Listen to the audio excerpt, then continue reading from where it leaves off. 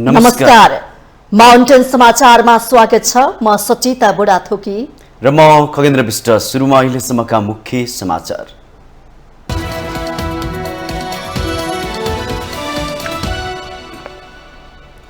सोह्र बुँदे प्रस्ताव पारित गर्दै सकियो एमाले केन्द्रीय कमिटिको बैठक। संहिताबारे पुनर्विचार गर्न नसकिने ठहर। संविधानका आधार स्तम्भ नचलाइने अध्यक्ष ओलीको भनाई। भ्रष्टाचार विरुद्धको आन्दोलनमा नागरिक खबरदारीको जारी। राजनीति पैसा कमाउनको लागि भन्ने परिभाषा बदल्नु पर्नेमा जोड। कूटनीतिक शाखा डगमगाएको भन्दै चिन्ता व्यक्त। शरणार्थी प्रकरणको निष्पक्ष छानबिनमा पूर्व प्रधानमन्त्री भट्टराईको शंका। एउटा काण्डको छानबिनलाई सरकारको सफलता भन्न नमिल्ने रासोपा सभापति लामेछानेको तर्क। नेपालको संवेदनशीलतालाई मित्र राष्ट्रले ख्याल गर्नुपर्ने पूर्व राष्ट्रपति भण्डारीको भनाई। कूटनीति र राजनीतिको सीमा रेखा छुट्याउन नसके विश्वास सङ्कटमा पर्ने दावी।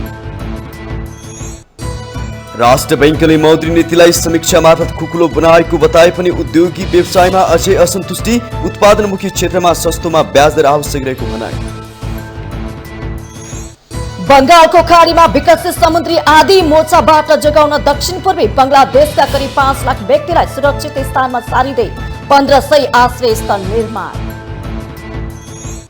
र इन्डियन प्रिमियर लिग आइपिएल क्रिकेटमा लखनऊ सुपर जायन्ट्सको जित। लखनऊद्वारा सनराइजर्स हैदराबाद 7 विकेटले पराजित।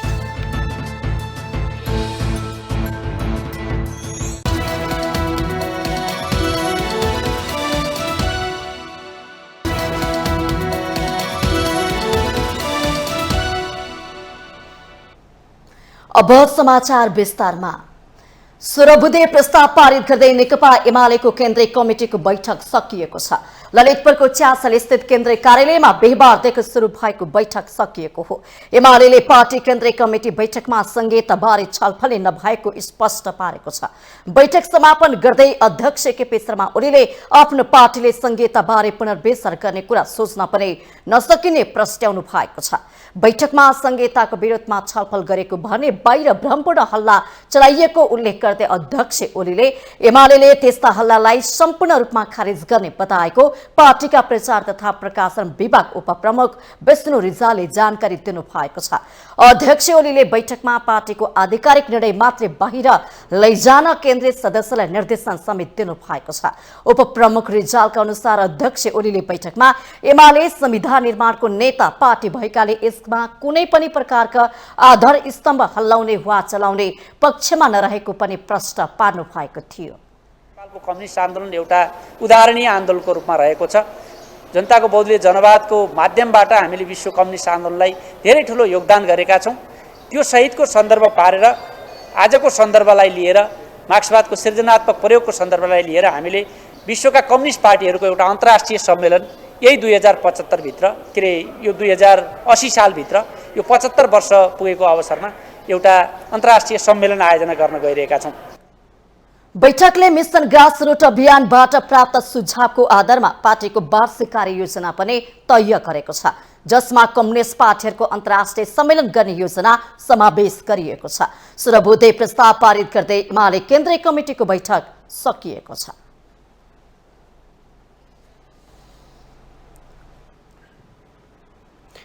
गत बिहीबारदेखि सुरु भएको एमाले केन्द्रीय कमिटी बैठक सम्पन्न भएको छ।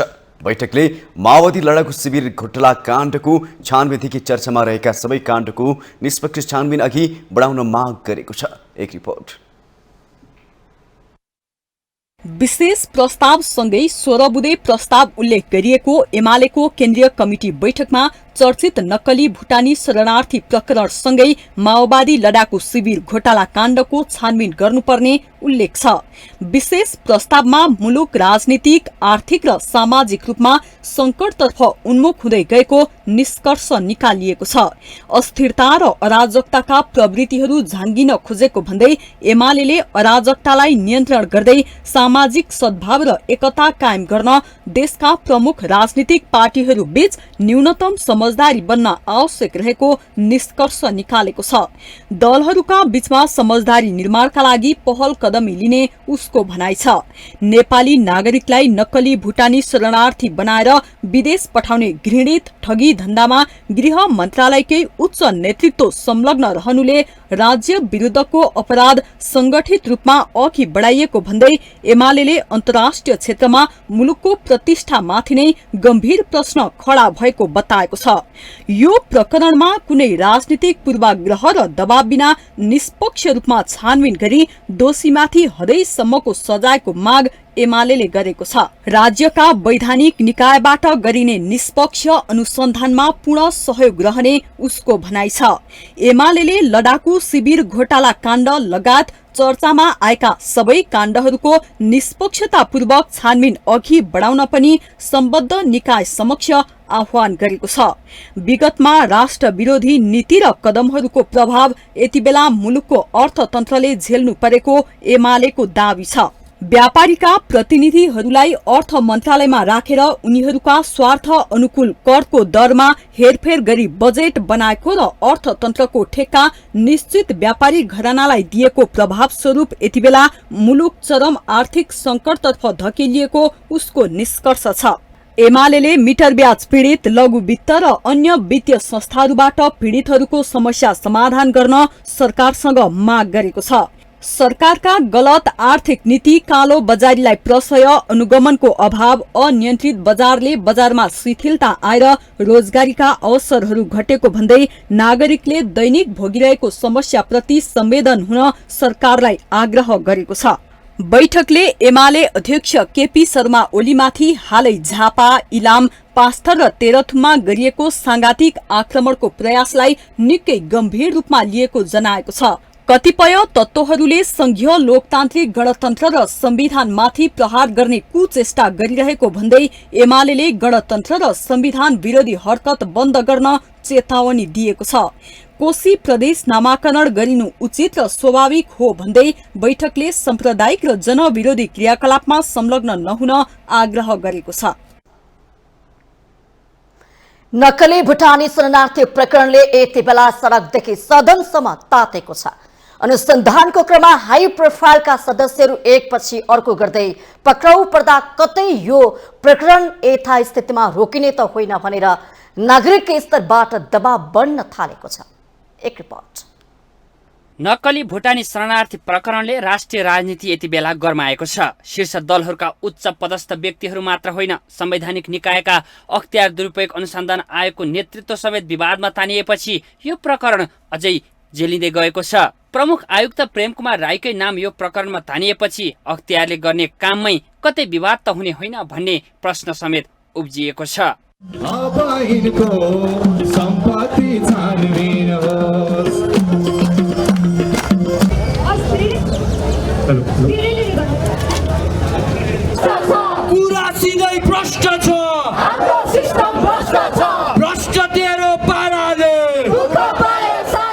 अख्तियारका प्रमुख आयुक्त प्रेम कुमार राई गृह सचिव रहँदा शरणार्थी प्रकरणको प्रतिवेदन बनाइएको भन्दै नाम जोडेर हेरिएको छ। पीडितहरूले अख्तियारमा दिएको उजुरीमाथि आयोगले प्रारम्भिक अनुसन्धान नगरी तामेली गरेको विषयमा अख्तियार बोल्न मानेको छैन। नेपाली कांग्रेसले पार्टीका केन्द्रीय सदस्य बालकृष्ण खाँडमाथिको अनुसन्धानमा राज्यलाई सहयोग गर्ने त भनेको छ, तर उनलाई पार्टीबाट निलम्बन गर्न अझै हिचहिचकाइरहेको छ।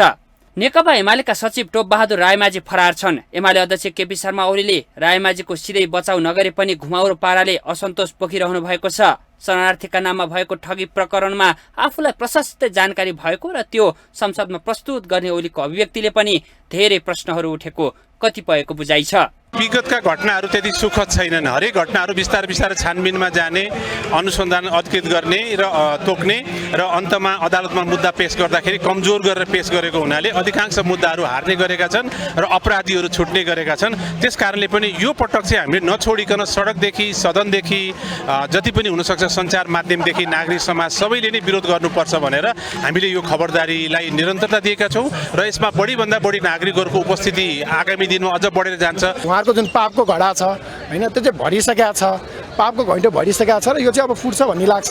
किनभने आम नागरिक जागेका छन्, संसदभित्र एउटा विद्रोह हुँदैछ, सडकबाट एउटा विद्रोह हुँदैछ हैन। त्यही भएर अब चाहिँ बस्लान् जस्तो लाग्दैन, अब चाहिँ उहाँहरू छुट्लान् जस्तो लाग्दैन, नागरिकले छोड्लान् जस्तो लाग्दैन। बाइचान्स के गरेर अलिअलि 2-4 जना यो नीति कानुन देखाएर उम्के भने पनि निर्वाचनबाट त फालिन्छन्, तर 4 वर्ष नपुरौँ भन्ने हो मेरो चाहिँ। कतिसम्म भने संयुक्त राष्ट्रसङ्घ, संयुक्त राज्य अमेरिका अनि मानव अधिकार सम्बद्ध अन्य निकाय पनि जोडिएको भुटानी शरणार्थी मामिलामा सङ्गठित तवरमै अपराधीकरण गरिएको छ। आफ्ना नागरिकहरूलाई अरू देशको शरणार्थी बनाएर पठाउने जस्तो जघन्य अपराधमा उच्च राजनीतिक नेता, तिनका सहयोगी एवं पारिवारिक सदस्य र राष्ट्रिय सुरक्षा हेर्ने तालुक निकायका अधिकारीको संलग्नताले राष्ट्रकै अन्तर्राष्ट्रिय छविमा नकारात्मक असर परेको भन्दै युवावर्ग आक्रोशित देखिन्छन्। हामीले निर्वाचित गरेर हाम्रो सुरक्षा गर्नुहोस् है, हामीलाई यही देशमा बस्ने वातावरण बनाउनुहोस् है भनेर उहाँहरूलाई मन्त्रालयसम्म सदनसम्म पुर्याएको हो नि त। तर हाम्रा पूर्व गृहमन्त्रीहरू चाहिँ हामीलाई बेच्ने, मानव तस्कर गर्नेमा अगाडि आइसके पछाडि हामीले हामीलाई सुरक्षा गर भनेको मान्छेहरूले हामीलाई घात गरिसके पछाडि यसरी सडकमा आउनु परेको हो। अनि यो चोटि चाहिँ मलाई नेताहरूमा भन्दा पनि मलाई जनताको चेतना स्तरमा विश्वास छ। अहिले जसरी आवाजहरू उठिरहेछन् संसदभित्र, संसद बाहिर, सडकमा, हरेक चोकचोकबाट तपाईँ हामीले राज्य सत्ता कसरी प्रयोग भइरहेको छ, कसरी नेताहरू प्रयोग भइरहेका छन्, कसरी हामी जनताहरू देश छोड्न बाध्य भइरहेका छौँ, वा कसरी एउटा नागरिकलाई अनागरिक बनाइरहेको छ, कसरी चाहिँ यो हामी कता ढल्किँदैछौँ भन्ने कुरा एउटा प्रश्न खडा भएको छ। साँच्चै के भन्ने हो भने आजको यो राजनीतिले हामीलाई भोलिको दिनमा नेपाल बस्ने कि नबस्ने भन्ने खालको युवा जमातलाई चाहिँ नेपालमा कसरी अगाडि बढ्ने, के कुराले अगाडि बढ्ने भन्ने कुराको एउटा प्रश्न खडा भएको छ। नक्कली भुटानी शरणार्थी प्रकरणमा नयाँ नयाँ तथ्य खुल्दै जाँदा अब राजनीतिक दल अख्तियारले यसलाई चाहेर पनि गुपचुप पार्न सकिने अवस्थामा देखिँदैन। तर विगतमा ठूला दलका ठूलै नेता मुछिएका भ्रष्टाचारका प्रकरणलाई सामसुम पारिएको इतिहास रहेकाले यो पटक जनस्तरबाट पनि सरकारमाथि दबाव बढ्दै गएको देखिन्छ। माउन्टेन टेलिभिजन एचडीका लागि बटुकराज गिरीको रिपोर्ट। पूर्व प्रधानमन्त्री डाक्टर बाबुराम भट्टराईले बहुमतको स्थिर सरकार नभएकाले नक्कली भुटानी प्रकरणमा निष्पक्ष छानबिन हुने कुरामा आशंका उब्जेको बताउनु भएको छ। काठमाडौँको नक्सालमा नागरिक अगुवाहरू मिलेर सुरु गरेको भ्रष्टाचार विरुद्धको बृहत्तर आन्दोलनमा सहभागी हुँदै उहाँले यस्तो बताउनु भएको हो। वर्तमान शासकीय स्वरूप र निर्वाचन प्रणालीमा आधारित भई कुनै पनि दलले बहुमत प्राप्त गर्न नसक्ने भन्दै स्थिर सरकार नहुनाले निष्पक्ष रूपमा यो प्रकरणबारे छानबिन हुने कुरामा शंका रहेको भट्टराईको जिकिर छ। त्यो पहिले त छानबिन राम्रोसँग होस्, मुद्दा जुन अभियोजन लगाउने हुन्छ त्यो तयारी त आखिर प्रहरीको छानबिन र तथ्य प्रमाणले ल्याउने हो। त्यसपछि सरकारले फेरि महाधिवक्ता मार्फत मुद्दा चलाउने कि नचलाउने भनेर चाहिँ फेरि अर्को चरण हुन्छ। त्यहाँ चाहिँ राज्यले खुट्टा नखमाइकन मुद्दा चलाउनु पर्यो। तेस्रो चरण आउँछ अदालतले यसको ठिक छानबिन गरेर निरूपण गर्ने कुरा। अब हाम्रो अदालतमा जुन प्रकारको राजनीतिक हस्तक्षेपवादी भएर कमजोर अवस्थामा छ, त्यहाँ पनि कसरी जान्छ शङ्का गर्ने ठाउँ छ। त्यसैले यत्तिकैले सबै हल भइहाल्छ भनेर बुझ्नु त हुँदैन। तर हामीले यसरी नै नागरिकले खबरदारी गरे र हामी जस्ता मानिसहरू जो राज्यका अङ्गहरूमा पनि रह्यौँ यता लुपोलहरू अलिकति देख्छौँ, हामीले पनि यसमा ऐक्यबद्धता जनायौँ भने यसलाई एउटा निष्कर्षमा पुर्याउन सकिन्छ। यसलाई पुर्याउन सकियो भने यो चाहिँ नेपालमा राजनीतिक शुद्धिकरण र सुशासनको दिशामा एउटा महत्त्वपूर्ण कोसेढुङ्गा हुन्छ जस्तो मलाई लाग्छ।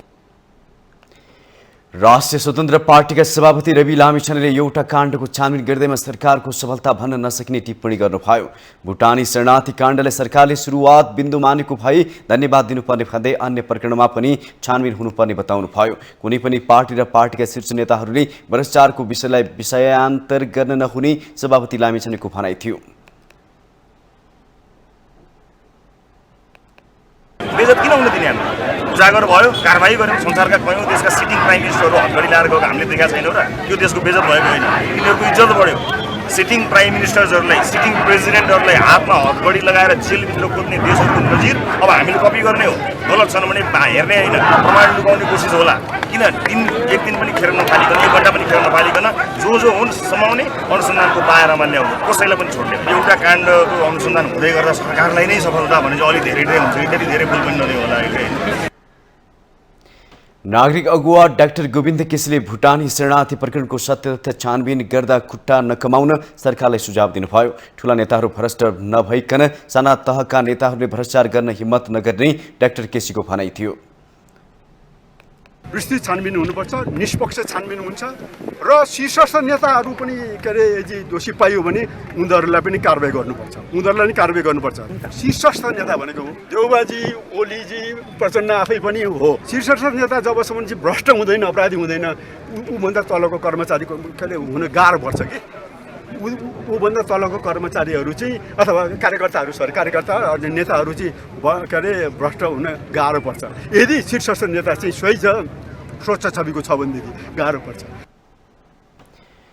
आन्दोलनमा ऐक्यबद्धता जनाउन पुग्नुभएका पूर्व प्रधानमन्त्री डाक्टर भट्टराईप्रति केही नागरिकको भने आक्रोश देखियो। उनीहरूले यस्ता गतिविधिमा डाक्टर भट्टराई र उहाँकी धर्मपत्नी एवं पूर्व मन्त्री हिस्ला एमीको पनि संलग्नता रहेको भन्दै आक्रोश पोखेका थिए।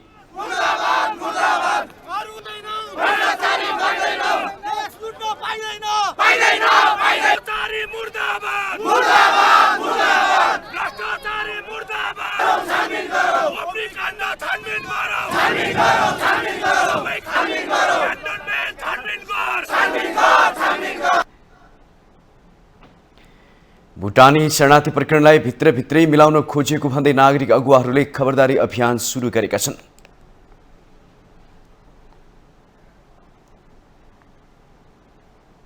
माउन्टेन समाचारमा पालो भएको छ ब्रेकको।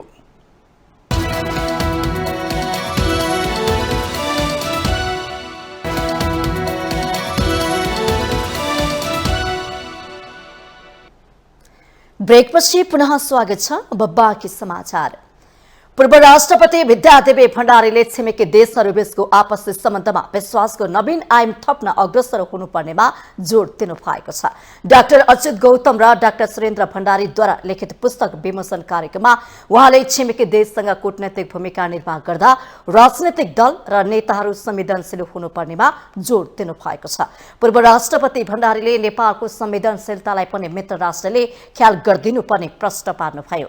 हरेक राष्ट्रको लागि राष्ट्रिय हित र सुरक्षा प्रमुख कुरा हुने बताउँदै उहाँले अर्को राष्ट्रको राष्ट्रिय हित र सुरक्षामा पनि त्यत्तिकै संवेदनशील बन्नुपर्ने बताउनु भएको छ। कूटनीति र राजनीतिको सीमारेखा छुट्याउन नसकेको बेलामा आपसी विश्वास निर्माण गर्न नसकिने मात्र होइन, बनेको विश्वास पनि संकटमा पर्न सक्ने पूर्व राष्ट्रपति भण्डारीको तर्क थियो। उहाँले नेपाल भारत बीचको भौगोलिक सीमालाई चुस्त र स्पष्ट राख्नुपर्ने बताउनु भएको छ। हाम्रो देशको नक्सामा संसदले कालापानी, लिपुलेक र लिम्पियाधुराको भूभाग समाविष्ट गरेर त्यसलाई संविधानको अङ्ग बनाएपछि मुलुकको सार्वभौमिकता, राष्ट्रिय एकता र राष्ट्रियताका सन्दर्भमा ऐतिहासिक रूपमै नयाँ चेतनाको सञ्चार भएको छ। भौगोलिक अखण्डता र देशप्रेम प्रतिको अटल विश्वास प्रदर्शित भइरहेको छ। नेपाली भूभागको यस विषयलाई व्यवहारिक निष्कर्षमा लैजान काली नदीको मुहानका बारेमा इतिहासका प्रसङ्गलाई हामीले फेरि एकपटक महत्त्वका साथ स्मरण गर्नु पर्दछ। राष्ट्रिय सभा सदस्य एवं पूर्व उप प्रधानमन्त्री वामदेव गौतमले कालापानी, लेपुलेक र लिम्पियाधुराबाट भारतले तत्काल आफ्ना सुरक्षा फौज र कर्मचारी फिर्ता लैजानुपर्ने बताउनु भएको छ। भारतले नेपालको धेरै भूगोल मिचेको उल्लेख गर्दै उहाँले त्यो भूभाग फिर्ता लिन नेपाललाई अन्तर्राष्ट्रिय कानूनले पनि सहयोग गर्ने दावी गर्नु भएको छ। नेपालको सिङ्गो सदनमा सबै राजनैतिक दलहरूको सर्वसम्मतिले पारित गरेर आफ्नो नक्सामा समावेश गरेको कुरा विश्वलाई नै जानकारी भएको उल्लेख गर्दै गौतमले त्यसमा भारतले मिचाह प्रवृत्ति देखाउन नमिल्ने प्रश्न पार्नुभयो। सर्वसम्मतिले नेपालका राजनीतिक पार्टीहरूको सर्वसम्मतिले हामीले त्यो कालापानीदेखि लिपुलेकदेखि लिम्पियाधुरासम्मको भूभाग नेपालको हो र नक्सा जारी गरेर संसारको अगाडि देखाउनुपर्छ भनेर निर्णय गरेर त्यो नक्सा जारी गरियो, नीति तथा कार्यक्रममा समावेश गरियो र संसदले सर्वसम्मतिले पारित गर्यो। राष्ट्रिय सभा र प्रतिनिधि सभाको संयुक्त बैठकले सर्वसम्मतिले पारित गरेको छ र त्यो आज नेपालको हो भनेर भन्नेमा कुनै नेपाली जनताको बिचमा कुनै दुविधा छैन। गौतमले नेपाल कहिले कसैको अधीनमा नरहेको चर्चा गर्दै आफ्ना मिचेका भूभागहरू फिर्ता लिएर छोड्ने दावी गर्नुभयो।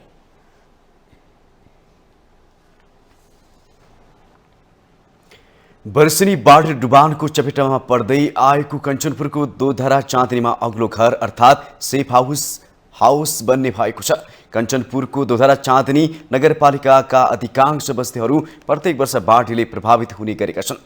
विशेष गरी महाकाली नदी र जोगबुढा नदीमा आउने बाढीका कारण 4वटा निकै जोखिममा पर्ने गरेका छन्। एक रिपोर्ट। महाकाली नदीमा बाढी आएका बेला जोगबुढा नदी थुनिएर वडा नम्बर 10 कुतियागबर डुबानमा पर्ने गर्छ। बाढी र डुबानको समयमा नेपालसँगको सम्पर्क विच्छेद हुने कुतियागबरमा तत्काल उद्धार गर्न पनि कठिनाई हुने गरेकाले सोही स्थानमा अग्लो घर सेफ हाउस बनाउन लागि हो। यहाँ चाहिँ बाढीको बेला त यो केही पनि देखिन्न, पुरै यो चाहिँ पानीले सम्मै ढाकेको हुन्छ। अनि यो घरहरू पनि पुरै चाहिँ आदि त्यो छानासम्मको त्यो त्यहाँसम्म पानी पुग्यो हुन्छ र त्यो कस्तो हुन्छ भने यताको महाकालीको पानी बढेर आएपछि त्यसको बाउ ठुलो भइसक्यो, यताबाट जगुडाको ठोकिन्छ।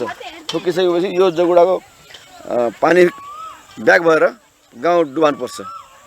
हिउँदमा गहुँका बाला लहलह भएको कुतियागबरको भूभाग मनसुनमा जलमग्न हुने गर्छ अनि स्थानीयलाई ज्यान जोगाउन नै हम्मे हम्मे पर्छ। 2078 कार्तिकमा महाकालीमा बाढी आउँदा बस्ती पुरै डुब्यो। भारतीय सीमाको बंगाली बस्तीको अग्लो ठाउँमा पुगेर स्थानीयले ज्यान जोगाए। कुतियागबरका बासिन्दासँग सहरियाको जस्तो विलासी जीवन बाँच्ने लालसा छैन। एउटै सपना छ आफ्नो र समुदायको ज्यान जोगाउने। यति म खुसी हुन्छ, रमाउँछ कि हामी बाँचेका छौँ। कसरी बाँच्नु पर्छ, पहिले बाढ आएपछि आफै भाग्ने, पहिला समुदाय जता पनि जाउन् आफै भाग्ने आफै बच्ने, त्यस्तो पनि गर्थ्यौँ। जब संस्थाहरू आएदेखि हामीलाई कस्तो लाग्यो पनि आफू पनि बच्ने र अरूलाई पनि कसरी बचाउने, यो ज्ञानहरू पाउँदा पाउँदा हामीले यो सेल्टर हाउसको पनि हामीलाई ज्ञान आयो। हामीले यो ठुलो बनाइसकेपछि त हामी त्यहाँ पनि बच्न सक्छौँ भनेर त्यहाँ एउटा जमिन पनि ल कसैले नदिए मै जमिन दिन्छु त भनेर पहल गरेको हो। वर्षभरिका लागि खाने धान खेती बगाउनुको साथै घरभित्रको अन्न अनाज पनि क्षति पुर्याउँदा हातमुख जोड्न नै कठिन हुने गरेको स्थानीय गुनासो गर्दछन्। कसैको त यहाँ कोहीले घरबासी उठाएर गइसके, म त अझै यहीँ सुकुम्बासी भएर पनि यहीँ बसिया छु। मेरो जमिन पनि केही छैन, सब खोला नालाले फालेर सुरक्षा आर्मी भन्ने जसरी हामीले यो कुरो बौडेर कुरेर बसिरहेका छौँ। बर्खामा पानी आउन लाग्यो भनेपछि अलि कपडा सपडा माथि टङ्गाउँछौँ के अरे, अचानक 15 सालको बाढी त अचानक 1 बजे राति पुगिदियो घरभित्र। त्यस बेला थाहै भइदिएन राख्ने, सट्टै घर सर बगाएर यहाँ साइरन बज्यो। साइरन यो टेकबहादुरले संयोजकले साइरन बजाएर त्यहाँबाट हात्ती आयो भने हामीले त जरबाट उठेर हेर्छौँ त घर खाटमा माथि खाटमा यति पानी यति छ मेरो फाउन्डेसन माथि डाँड। दोधरा चाँदनी नगरपालिकाले पछिल्लो 3 आर्थिक वर्षमा 46,26,981 रुपैयाँ विपद व्यवस्थापन प्रयोजनको लागि मात्रै खर्च गरेको छ। कटान रोक्न प्रदेश पूर्वाधार र समपूरक तथा नगरपालिकाको वार्षिक बजेट समेत गरी 2,28,50,000 खर्च भएको छ। तटबन्धको काम अहिले पनि जारी छ। कुतियागबरमा निर्माण गर्न लागि सुरक्षित आवास गृहले मानवीय क्षति त रोक्ला, तर हरेक वर्ष बाढीका कारण पुगेको भौतिक सम्पत्ति हानि नोक्सानीको भरपाई हुनै सक्दैन। त्यसैले सरकारले कुतियागबर जस्ता कैयौं जोखिमयुक्त बस्तीमा पुगेको भौतिक सम्पत्तिको नोक्सानी मूल्याङ्कन गरी अन्तर्राष्ट्रिय वित्तको समक्ष क्षतिपूर्तिको दाबीसम्म गर्नुपर्ने देखिन्छ। माउन्टेन टेलिभिजन HD का लागि जिल्ला ब्युरोको रिपोर्ट। मेलन्चीको पानी जेठ 1 गतेदेखि केही समयको लागि रोकिने भएको छ। मर्मतको लागि जेठ 1 गतेदेखि मेलन्चीको पानी 2 साता आपूर्ति नहुने भएको हो। हिलम्बु 1 स्थित आयोजनाको मुहान तथा हेड ओर्क्समा केही उपकरण जडान तथा मर्मत सम्मार गर्नुपर्ने भएकाले 2 हप्ताको लागि पानी वितरण बन्द हुने मेलन्ची खानेपानी आयोजनाले जनाएको छ। सामान्य बाढी आएको बेला आयोजना सञ्चालनमा नै राख्ने गरी अहिले उपकरण जडान तथा मर्मत सम्मार गर्न लागि बताइएको छ।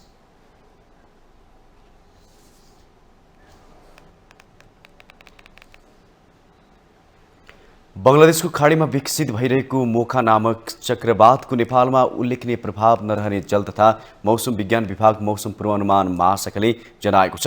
महाशाखाका अनुसार उक्त चक्रवात हाल अति शक्तिशाली चक्रवातमा परिणत भएर उत्तर पूर्व दिशातर्फ उन्मुख हुँदै बङ्गलादेश तथा म्यानमारको तटीय क्षेत्रमा बढिरहेको हुनाले यसको नेपालमा उल्लेखनीय प्रभाव नरहने देखिन्छ। हाल देशमा पश्चिमी वायुको सामान्य प्रभाव रहेको छ। देशका पहाडी भूभागमा आंशिक बदलिरही बाँकी भेगमा मौसम सामान्यतया सफा रहनेछ। कोशी, बागमती, गण्डकी, कर्णाली र सुदूरपश्चिम प्रदेशका पहाडी भूभागमा आंशिक बदली रहे ती पहाडी भूभागका 1-2 स्थानमा मेघगर्जन, चट्याङसहित हल्का वा क्षणिक वर्षाको सम्भावना रहेको महाशाखाले जारी गरेको मौसम पूर्वानुमान बुलेटिनमा उल्लेख गरेको छ।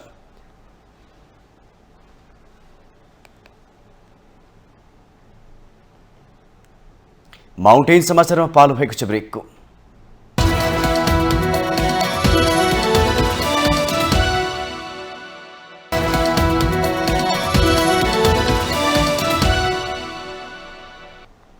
ब्रेकपछि पुनः स्वागत छ। अब बाँकी समाचार। स्वास्थ्य क्षेत्रमा नर्सले महत्त्वपूर्ण योगदान गरिरहेका छन्। दुर्गमदेखि सुगम क्षेत्रहरूमा रात दिन नभने ज्यानकै जोखिम बिर्सेर खटेका छन् नर्सहरू। तर उनीहरूमाथि श्रम शोषण बढिरहेको छ भने रोजगारदेखि उचित पारिश्रमिक नपाउने पीडा उत्तिकै छ, जसका कारण वर्षेनी हजारौं नर्सहरू विदेश दिन बाध्य छन्। एक रिपोर्ट। विश्व स्वास्थ्य जगतको आधा हिस्सा ओगटेको नर्सिङ पेसाले सोही बराबरको सम्मान पाएको छ त? कदापि छैन। हो, यसैको जवाफ दिन राज्य बेखबर जस्तै बन्दा लाखौं खर्च गरेर पढेका उनीहरू विदेशी भूमिमा श्रम बेच्न बाध्य छन्। मानव सेवा नै उत्तम बुझेका निम्न वर्गीय नर्सहरूलाई त पढाइ सकाउन नै हम्मे हम्मे पर्ने गर्छ। उनीहरू चम्किलो कोटभित्र अनिश्चित भविष्य लुकेको तर्क गर्छन्। स्यालेरीको प्रब्लम छ, जबको प्रब्लम छ हैन, त्यसले गर्दाखेरि चाहिँ नर्सेसहरू धेरै एब्रोड गएको छन्। तर उहाँहरूको लागि क्यारियर डेभलपमेन्ट पनि गर्नु पर्यो। क्यारियर डेभलपमेन्टको लागि चाहिँ उहाँहरू जान चाहिँ गइरहेको छ। तर हाम्रो जुन चाहिँ कन्ट्री छ नि त, हाम्रो कन्ट्रीलाई त अलिकति प्रब्लम अब्स्टक नै छ जस्तो लाग्छ मलाई चाहिँ। जति प्रडक्ट भयो नर्सेसहरू बाहिर नै गयो भने नेपालले चाहिँ कहिले चाहिँ हाम्रो नर्सेसहरूको प्रति चाहिँ अब पोजिटिभ सोचेर चाहिँ अलिकति नर्सेसहरूलाई चाहिँ डेभलप गर्नलाई चाहिँ पाइला चाल्ने हो त। पढ्यो, यहाँ पढेर राम्रो जब पाएन, एउटा उनीहरूको गुनासो अब त्यो पनि छ छन चाहिँ। तर हामीले सकेसम्म नेपालमै रिटर्न गरौँ न भन्ने म चाहन्छु। नेपालीलाई नै सेवा गरौँ भन्न म चाहन्छु। हाम्रो सरकारी तहबाट नै गर्न जरुरी छ। जहाँ त्यो सरकारले मात्रै हेरेर पनि भएन कि हामी एउटा लिडरसिपको एउटा लिइसकेपछि उहाँले हाम्रो पक्षबाट हाम्रो तहबाट के गर्न सक्छौँ हामीले गरौँ न। अहिले नेपालमा यत्रो के अरे प्राइभेट कलेजहरू थियो। हाम्रो पालामा चाहिँ 1-2 मात्रै कलेजहरू थियो होइन। अहिले यत्रो कलेज हुँदाखेरि, यत्रो प्रोडक्सन हुँदाखेरि पनि अहिले यहाँ हेर्नुहोस् न, यो अहिले नेपालको यो राजनीति होइन अवस्थाले गर्दा पनि हो। एउटा नर्सहरूको यो स्यालेरीहरू छ नि, स्यालेरीहरूमा फेरि एउटा लिडरसिप कमजोरी भएर पनि यो हाम्रो अहिले चाहिँ अवस्था चाहिँ एकदम नाजुक हुँदै गएर अहिले चाहिँ सबैजना आफ्नो भविष्यलाई ख्याल गरेर बाहिर पलायन भइरहेको छ नर्सिङहरू। नेपालकै कतिपय अस्पतालमा अभाव देखिएको नर्सको यति ठूलो जनशक्ति विदेश पलायन हुँदा भविष्यमा झनै अभाव खट्किने त होइन? राज्यले स्वास्थ्यका क्षेत्रमा छुट्याएको रकम कुन दुलोमा पस्छ कसैलाई खबर हुँदैन। तर पनि समस्या भने जिउको तिउ। अनि अब जब प्लेसमेन्ट चाहिँ सरकारी मात्रै सबैमा हुँदैन, त्यसले प्राइभेटमा पनि गर्न पर्यो। आफ्नो पढेर मात्रै भएन, स्किल पनि डेभलप गर्नु पर्यो। प्राइभेटमा भयो भने हाम्रो स्किल त डेभलप हुन्छ। त्यो हिसाबमा हो हामीले जब गर्नै पर्यो। तर अब प्राइभेटको आफ्नै उनीहरूको पोलिसीले गर्दा त्यो के भन्छ पेमेन्ट रेट चाहिँ लो छ। बाहिर जाने ट्रेन्ड नै चलेको छ। अब यो हुनुको विविध कारण छ। एउटा चाहिँ हाम्रो एउटा पेसालाई सम्मान नगरेको होइन जस्तो मलाई लाग्छ। बाहिर चाहिँ नि यिनीहरूले धेरै चाहिँ नि उहाँहरूले चाहिँ अपर्च्युनिटी चाहिँ पाएको हो, त्यो चाहिँ हामी मान्नुपर्छ। यसले गर्दाखेरि उहाँहरू बाहिर गइरहेको हो। तर त्यसलाई लाइसेन्सकै रूपमा चाहिँ हामीले त्यसलाई लिनु चाहिँ हुँदैन जस्तो लाग्छ। यसले नेगेटिभ इमेज चाहिँ लिन्छ। अब सरकारी र निजी अस्पतालहरूमा मापदण्ड अनुसार नर्सको जनशक्ति नै छैन। यसले बिरामीको चाप र अस्पतालको शैय्या पर्याप्त नहुँदा गुणस्तरीय सेवा प्रवाहमा समस्या भइरहेको स्वयं स्वास्थ्य मन्त्रालयले स्वीकार गरेको छ। त्यसो त मापदण्ड अनुसार वार्डमा 6 बिरामीका लागि 1 नर्स आवश्यक पर्दछ। तर नेपालको सन्दर्भमा भने यो कदापि सम्भव छैन। यस्तै हुँदै जाने हो भने बिरामीलाई प्रदान गर्ने सेवाको गुणस्तरमा कमी आउने निश्चित नै छ। तसर्थ सरकार व्याप्त समस्यालाई निराकरण गर्न उदासीन हुनु हुँदैन। नर्सको उचित सम्मान गरी रोजगारीको सुरक्षादेखि श्रमको उचित मूल्य सुनिश्चित गर्नुपर्छ। माउन्टेन टेलिभिजन एचडीका लागि क्यामेरामा विक्रम साकेका साथमा बिन्दु अधिकारी, काठमाडौँ। रातो मचिन्द्रनाथ करुणामयलाई लगन खेलबाट जाउला खेल जेठ 8 गते तान्ने साइत जुरेको छ। तर रथ तान्ने 4 दिन पूर्व कीर्तिपुरमा गएर कन्याकुमारीलाई फूल प्रसाद दिने 1600 वर्ष पुरानो परम्परा भने अन्यलमा परेको छ। कीर्तिपुर 2 गच्छेबाट हटाएको रातो मचिन्द्रनाथको प्रतिमूर्ति कीर्तिपुर नगरपालिकालाई होइन गुठी संस्थालाई नै बुझाउनु पर्ने अडान पान्जु सङ्घले राखेको छ। यो अडानले 1600 वर्ष पुरानो परम्परा टुट्ने हो कि भन्ने आशंका पुनः पलाएको हो। एक रिपोर्ट। बिहिबार जोशीहरूले रातो मचिन्द्रनाथको रथ तान्ने साइत जेठ 8 गतेका लागि जुराएका छन्। रातो मचिन्द्रनाथको रथ लगन खेलबाट जाउल खेल तान्ने 4 दिन अघि करुणामयको प्रतिनिधि जलपानीजुले कीर्तिपुरसम्म नाङ्गो खुट्टाले गएर कन्याकुमारीलाई फूल प्रसाद दिने परम्परा छ। जेठ 5 गते कीर्तिपुरमा फूल चढाउने समय रहेको छ। तर हेग्रीब, भैरवनाथ तथा 32 पानीजो संघले भने गछेबाट हटाइएको मूर्ति कीर्तिपुर नगरपालिकालाई होइन गुठी संस्थानले नै बुझाउनु पर्ने अडान राखेपछि 1600 वर्ष पुरानो परम्परा टुट्ने हो कि भन्ने आशंका फेरि उत्पन्न भएको छ। यो हामीले त्यो चिठीमा पनि उल्लेख गरेको जुन कीर्तिपुरमा पठाएको चिठीमा पनि ती कुरा यावत कुराहरू उल्लेख गरेका छौँ र अब त्यहाँ राख्दा पनि कीर्तिपुरमा पनि हामीले त त्यो पत्रमै उल्लेख गरेका छौँ कि त्यहाँ चाहिँ राखे पनि त्यो किन भन्दाखेरि त्यसलाई हामीले जुन ललितपुरमा लिएर आउनु पर्ने भनेर हामीले चाहिँ राख्नुपर्ने उहाँहरूले ल्याउनु भएन, कीर्तिपुर नगरपालिकामा राख्नुभयो र त्यहाँ राख्दाखेरि पनि विवादहरू चाहिँ सिर्जना हुने, सधैँ विवाद सिर्जना हुने भएको कारणले गर्दाखेरि त्यसलाई चाहिँ यो गुठीमा चाहिँ बुझाइदियो भने चाहिँ यसको समस्या समाधान कहीँ पनि विवाद सिर्जना हुँदैन। यो धार्मिक सहिष्णुता सधैँ कायम रहन्छन् भन्ने हिसाबमा हामीले उहाँहरूलाई चाहिँ त्यो वातावरण मिलाइदिनुहोस्, यहाँ पुर्याउने चाहिँ वातावरण मिलाइदिनुहोस् भनेर पनि हामीले अनुरोध गरेर पठाएको हो। हेग्री, भैरव तथा 32 पानीजो संघले जीवित सम्पदालाई मास्नु हुँदैन र पाइँदैन भन्दै 2079 मङ्सिर 15 गते कीर्तिपुर 2 पेङ्गथा गछेमा काठमाडौँ महानगरका मेयर बालेन्द्र शाहको 17 लाखको आर्थिक सहयोगमा सम्पदा अभियन्ता रवि साक्यले निर्माण गरिएको कीर्तिपुरकी कन्याकुमारी र रातो मचिन्द्रनाथको प्रतिमूर्ति स्थापनाको विरोध जनाएको थियो। विरोधपछि मूर्ति राख्ने र नराख्ने 2 समूहमा कीर्तिपुर नै विभाजित अवस्थामा रहेको थियो। यस्तो विषम परिस्थितिले डरलाग्दो अवस्था हुने हो कि भन्ने आशंका समेत उब्जिएको थियो। तर कीर्तिपुरका मेयर राजकुमार नकर्मीले धर्म, संस्कृति र परम्परालाई जोगाउन उच्चतम सुझबुझ र कुशल व्यवस्थापनमा अत्यन्तै शान्तपूर्ण वातावरणमा गछेबाट मूर्ति हटाएर कीर्तिपुर नगरपालिकामा राख्न सफल भएको थियो। तर उक्त मूर्ति कीर्तिपुर नगरपालिकामा होइन गुठी संस्थानलाई बुझाउनु पर्ने अडान पान्जु संघले राखेपछि पुनः परम्पराको निरन्तरतामा प्रश्न उठेको हो। कीर्तिपुरका मेयर राजकुमार नकर्मी परम्परालाई बचाउन कुनै कसर बाँकी नराख्ने बताउनुहुन्छ। उहाँ वार्ताको माध्यमबाट जस्तोसुकै समस्या समाधान हुनेमा विश्वस्त हुनुहुन्छ। हामी जसरी भए पनि त्यो परम्परालाई बचाउँछौँ, त्यसको लागि कीर्तिपुरका आम जनता तयार छ। आम जनताको चासो नै त्यो परम्परा नासिएला भन्ने विषयमा छ र मैले त जनताको जे विचार छ, जनताले जे चाहन्छ त्यसैलाई काम गर्ने हो। जनताले चाहेको विषयलाई नै त मैले प्राथमिकता दिने हो नि। त्यसकारण जनताले त्यो चाहिराखेको छ। अब मात्र मैले अघि पनि भनिहालेँ, अब त्यत्रो लावा लस्करका साथ जात्रा गरेर भोज खाएर भगवान्लाई यहाँ भित्रको नजाओस् भन्ने कुरा चाहिँ त्यहाँभित्र पनि छ। 2079 चैत्र 14 गते स्थापित मूर्तिको बारेमा ललितपुर महानगरपालिकामा भएको सम्बन्धित व्यक्तिहरूको बैठकमा करुणामयको प्रतिमूर्ति हटाएर गुठी संस्थानको बन्द कोठाभित्र राख्ने निर्णय गरेको थियो।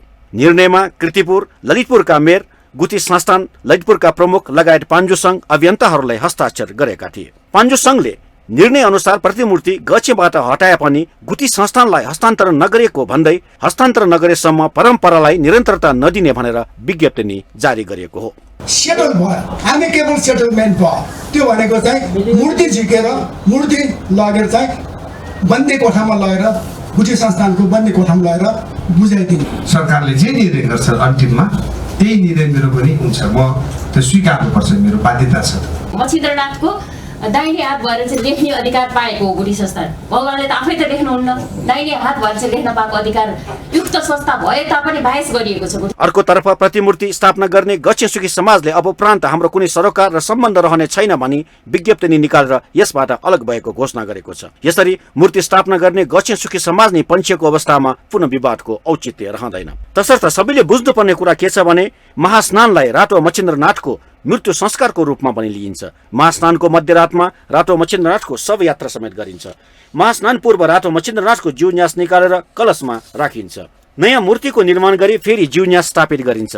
यसरी नित्य पूजा गरिराखिएको करुणामयको मूर्ति पनि विसर्जन हुन्छ र गरिन्छ। तसर्थ करुणामयको प्रतिमूर्ति बनाउनु नहुने कुरामा कुनै दुविधा छैन, तर नहुने काम भइसकेको छ। तसर्थ समस्याको जर नै प्रतिमूर्ति भएको हुँदा जीवन्यास नभएको करुणामयको मूर्ति नै विसर्जन हुन्छ भने जीवन्यास नभएको प्रतिमूर्तिको विसर्जन किन नगर्ने? यो विवाद समाधानको एउटा उत्तम माध्यम पनि हुनेछ, किनकि मूर्ति रहेसम्म धमिलो पानीमा माछा मार्नेहरूको भिड नै लाग्ने भएको हुँदा यसतर्फ सम्बन्धित निकायले ध्यान दिने हो कि? माउन्टेन टेलिभिजन एचडीका लागि क्यामेरामा निखिल कपालीका साथ विसन्तर साकीको रिपोर्ट। भारतका बौद्ध धर्मगुरु ताइसे तुपा रिम्पोन्चे नेपाल भ्रमणमा आउनु भएको छ। उहाँ 3 दिने नेपाल भ्रमणमा आउनु भएको हो। उहाँ गौतम धर्म अन्तर्गत कग्यु सम्प्रदायका 12औं अवतारे धर्मगुरु हुनुहुन्छ। नेपालको बौद्ध स्थित ठाङ्गु टासे छोलिङ्ग गुम्बाका प्रमुख धर्मगुरु 90 वर्षीय ठाङ्गु रिम्पोन्चेको स्वास्थ्य अवस्था बुझ्न उहाँ नेपाल आउनु भएको हो। उहाँ भारत स्थित काङ्गडाको हिमाञ्चल प्रदेशबाट नेपाल आउनु भएको बौद्धनाथ क्षेत्र विकास समितिका पूर्व अध्यक्ष सम्पूर्ण कुमार लामाले जानकारी दिनु भएको छ। उहाँका अनुसार रिम्पोन्चेले 2072 सालको महाभूकम्पमा परे क्षति भएका बौद्ध स्तूपको पुनः निर्माणमा सहयोग गर्नु भएको थियो। नेपाल भ्रमणको क्रममा उहाँले बौद्ध धर्मगुरुहरूसँग भेटघाट र नेपालका बौद्ध गुम्बाहरूको भ्रमण गर्ने कार्यक्रम रहेको बताउनु भएको छ। नेपालमा आउनुभएको र खास गरिकन उहाँ चाहिँ हाम्रो परम पूजनीय धर्मगुरु ठाङ्गु रिम्पोछे बिरामी हुनुभएकोले उहाँलाई भेट्न आउनुभएको। यस्तो परम पूजनीय गुरु चाहिँ यसरी बौद्धमा आउँदाखेरि हामी अत्यन्त भाग्यमानी ठान्छौँ। उहाँले चाहिँ 2072 सालको महाभूकम्पबाट क्षतिग्रस्त बौद्ध महास्तूपको चाहिँ पुनर्निर्माणमा धेरै ठुलो योगदान गर्नुभएको थियो। बौद्ध गुरु रिम्पोन्चे 28 वर्षपछि नेपाल आउनु भएको हो। त्रिभुवन राजपथ अन्तर्गत धादिङको धुनीबेसी 9 गणेश स्थानमा गुडिरहेको बसमा आग लागि भएको छ। नीलकण्ठ नगरपालिका 1 पातलेबाट काठमाडौँका लागि छुटेको ग1 ख 4847 नम्बरको बसमा 81 आग लागि भएको जिल्ला प्रहरी कार्यालय धादिङका प्रमुख प्रहरी उपरीक्षक गौतम मिश्रले जानकारी दिनुभयो। 33 जना यात्रु रहेको बसमा सबै यात्रु सकुशल छन्। बसका सिट भने जलेर नष्ट भएका छन्। बसको इन्जिनबाट धुवाँ निस्के बित्तिकै बस रोकेर यात्रुलाई बाहिर निकालेका कारण मानवीय क्षति हुन नपाएको प्रहरीले जनाएको छ। धुनीबेसी नगरपालिकाको दमकल र स्थानीयले आगो निभाएका थिए। विद्युत सर्ट भई बसमा आगो लागेको प्रहरीको अनुमान छ। हामीसँग आर्थिक अन्तर्राष्ट्रिय र खेल समाचार बाँकी नै छन्। माउन्टेन समाचारमा पालो भएको छ ब्रेकको।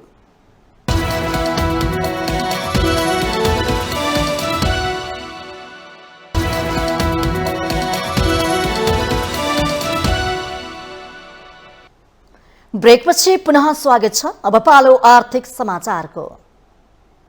आर्थिक समाचारको साथमा जगदम्बा सुपर साइन तथा ग्याल्बा प्लस जीवनभरको भरोसा प्रस्तुत छ। रिद्धि सिद्धि सिमेन्ट गुणस्तरको नयाँ स्तर।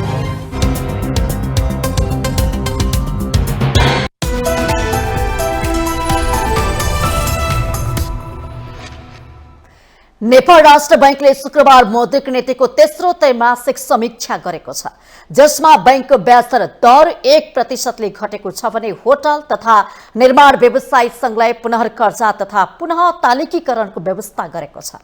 राष्ट्र बैंकले कसिलो मौद्रिक नीतिलाई समीक्षा मार्फत खुकुलो बनाएको बताए पनि उद्योगी व्यवसायीहरू भने अझै सन्तुष्ट देखिँदैनन्। एक रिपोर्ट। उद्योगी व्यवसायलाई कर्जाको पूर्ण तालिकीकरण र पुनर्संरचनाका थप सुविधा दिने गरी राष्ट्र बैंकले मौद्रिक नीतिको तेस्रो त्रैमासिक समीक्षा शुक्रबार सार्वजनिक गरेको छ। होटल तथा रेस्टुराँ, पशुपन्छी पालन, निर्माण क्षेत्रसँग सम्बन्धित कर्जा तथा 5 करोडसम्मको अन्य क्षेत्रमा प्रभाव भएको कर्जालाई आगामी असार मसान्तभित्र पुनर्संरचना तथा पूर्ण तालिकीकरण गर्न सक्ने व्यवस्था मिलाइएको हो।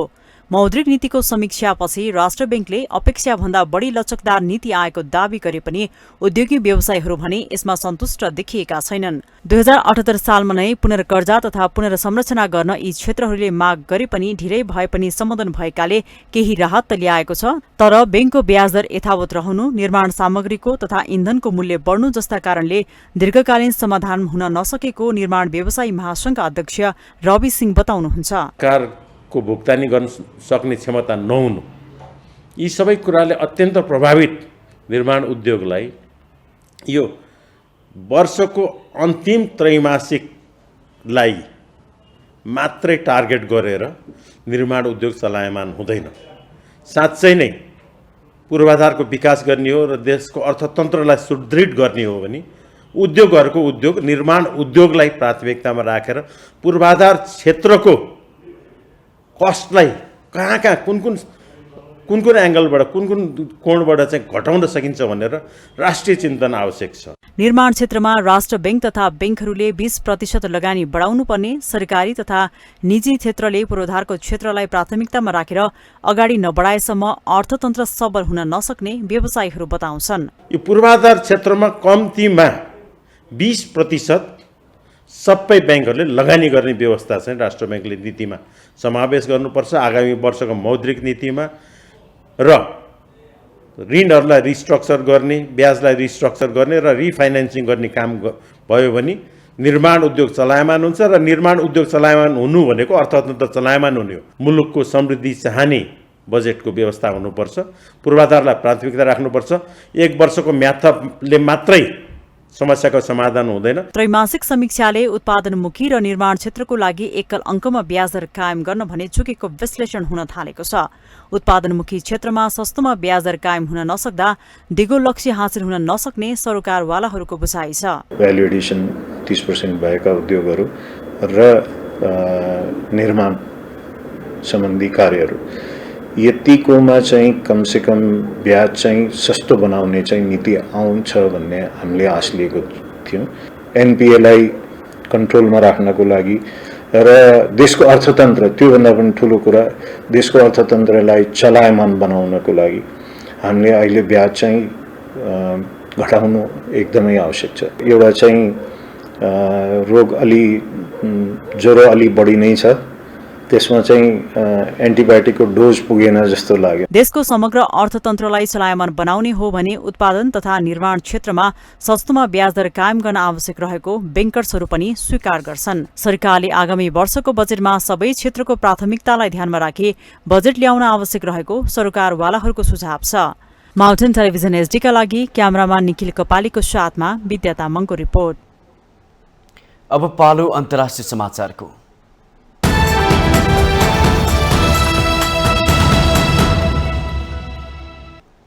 बंगालको खाडीमा उत्पन्न खतरनाक समुद्री आँधी मोर्चाबाट जोगाउन दक्षिण पूर्वी बंगलादेशका करिब 5 लाख व्यक्तिलाई सुरक्षित स्थानमा सार्ने क्रम सुरु भएको छ। मौसमविदहरूले यो समुद्री आँधीले निकै खतरनाक रूप लिन सक्ने चेतावनी दिएका छन्। मोर्चा नाम दिएको समुद्री आइतबार बंगलादेशको दक्षिण पूर्वी तटमा पुग्ने र 170 किलोमिटरको रफ्तारमा बहने विज्ञहरूको अनुमान छ। यसले बंगलादेशमा रहेको विश्वकै सबैभन्दा ठूलो शरणार्थी शिविरलाई पनि प्रभावित गर्न सक्ने बताइएको छ। साधारण छाप्रोमा बसिरहेका शरणार्थीहरूलाई यो समुद्री आँधीले संकट निम्त्याउन सक्ने अनुमान गरिएको छ। मोर्चा बंगलादेशतर्फ बढ्दै गर्दा तटीय क्षेत्र निकटका विमानस्थलहरू बन्द गरिएका छन्। माछा मार्न समुद्रमा जान रोक लगाइएको छ भने प्रभावित व्यक्तिहरूलाई राख्नका लागि 1500 अस्थायी आश्रयस्थल बनाइएको छ। बङ्गलादेश सरकारले शरणार्थीहरूलाई आश्रयस्थलबाट बाहिर जान रोक लगाएकाले यस्तो अवस्थामा उनीहरूको अवस्थालाई लिएर अन्तर्राष्ट्रिय क्षेत्रले पनि चासो देखाएको छ।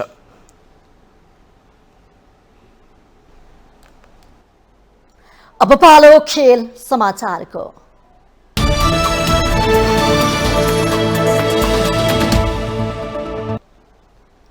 इन्डियन प्रिमियर लीग आइपिएल क्रिकेटमा लखनऊ सुपर जायन्ट्सले सनराइजर्स हैदराबादलाई 7 विकेटले पराजित गरेको छ। जितको लागि हैदराबादले दिएको 183 रनको लक्ष्य लखनऊले 4 बल अगावि 3 विकेट गुमाएर भेटायो। लखनऊको जितमा प्रेरक माङ्करले अभिजित रहँदै सर्वाधिक 64 रनको योगदान गरे। निकोलस पुरणले अभिजित 44 तथा मार्कस स्टोइनिसले 40 रन जोडे। जितसँगै लखनऊ 13 अङ्क जोड्दै चौथो स्थानमा उक्लिएको छ। यसअघि राजीव गान्धी अन्तर्राष्ट्रिय क्रिकेट रङ्गशालामा टस जितेर ब्याटिङ थालेको हैदराबादले निर्धारित ओभरमा 6 विकेट गुमाएर 182 रन बनाएको थियो। हैदराबादको हेनरिक क्लासेनले सर्वाधिक 47, अब्दुल समादले अभिजित 37 तथा अनमोलप्रीत सिंहले 36 रन जोडेका छन्।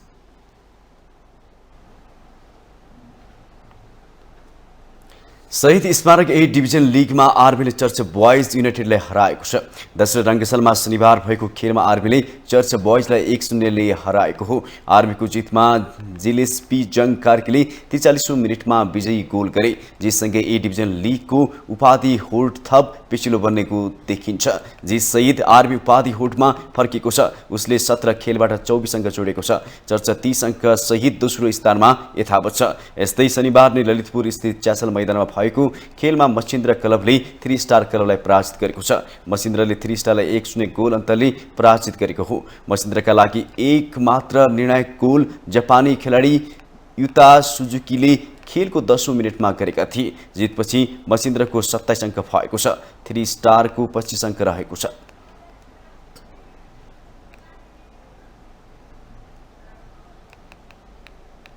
राष्ट्रिय पुरुष बेस भलिबल प्रतियोगिताको उपाधि त्रिभुवन आर्मी क्लबले जितेको छ।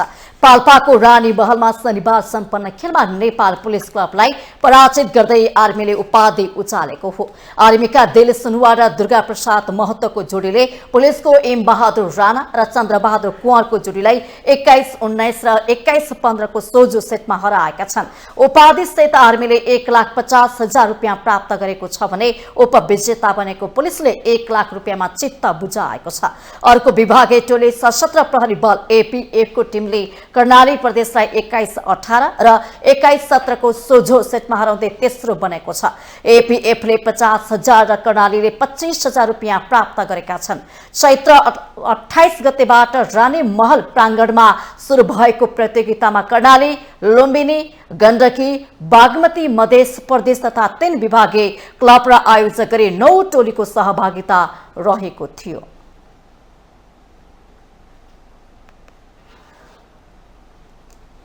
एसीसी प्रिमियर कप आयोजना गरेको नेपाललाई आईसीसीले पनि ठूलो इभेन्ट आयोजना गर्ने जिम्मेवारी दिने भएको छ।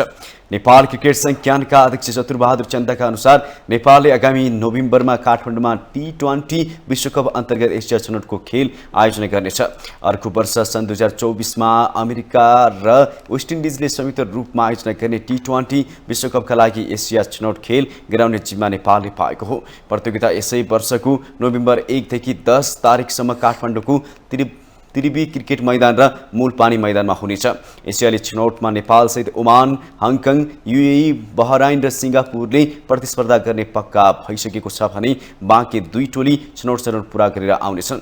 छनौट खेल्ने 8 टिमलाई 2 समूहमा विभाजन गरिनेछ भने शीर्ष 2 टोलीले सेमिफाइनलमा स्थान बनाउनेछन्। फाइनल पुगेका 2 टोलीले टी20 विश्वकपमा स्थान बनाउनेछन्। यसअघि पूर्वाधारका कारण नेपालले यस्ता ठूला प्रतियोगिता आयोजना गर्न पाएको थिएन। हालै भएको एसीसी प्रिमियर कपबाट मूलपानीको माथिल्लो मैदानले पनि अन्तर्राष्ट्रिय मान्यता पाएपछि नेपाललाई प्रतियोगिता आयोजना गर्ने बाटो खुलेको क्यानका अध्यक्ष चन्दले बताए। मूलपानी मैदानको पूर्वाधार त्रिवी क्रिकेट मैदान भन्दा पनि राम्रो रहेको बताउँदै उनले अझै थप सुधार गर्नका लागि क्यानले पहल गरिरहेको जानकारी दिनुभयो। एसीसीले मूलपानी मैदानको स्तर उन्नति भएको देखेरै प्रतियोगिता आयोजना गर्न दिएको बताउँदै चन्दले अब छिट्टै आईसीसी को टोली पनि अनुगमनमा आउने बताए।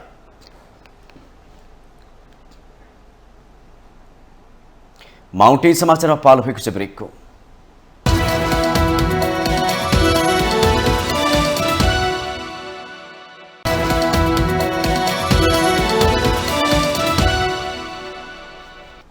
ब्रेकपछि पुनः स्वागत छ। यो सँगै हामी माउन्टेन समाचारको अन्त्यमा आइपुगेका छौं।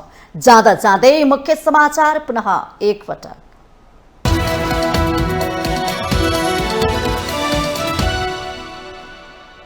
सोह्र बुँदे प्रस्ताव पारित गर्दै सकियो एमाले केन्द्रीय कमिटिको बैठक। संहिताबारे पुनर्विचार गर्न नसकिने ठहर। संविधानका आधार स्तम्भ नचलाइने अध्यक्ष ओलीको भनाई।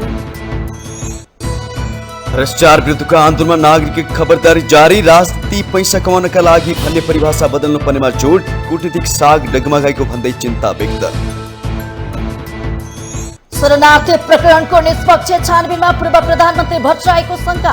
एउटा काण्डको छानबिनलाई सरकारको सफलता भन्न नमिले रासोपा सभापति लामिछानेको तर्क।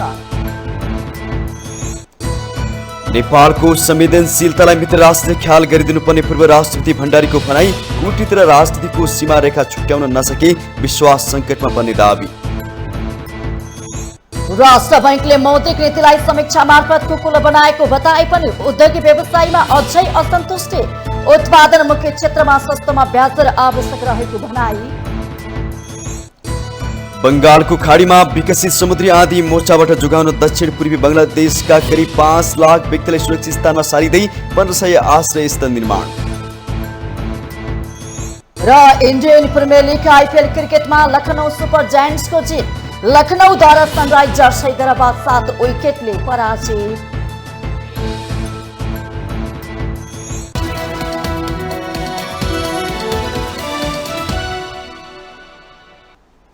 माउन्टेन समाचार अहिलेलाई सकियो। सत्य तथ्य र निष्पक्ष समाचारका लागि माउन्टेन टेलिभिजन HD हेर्दै रहनुहोला।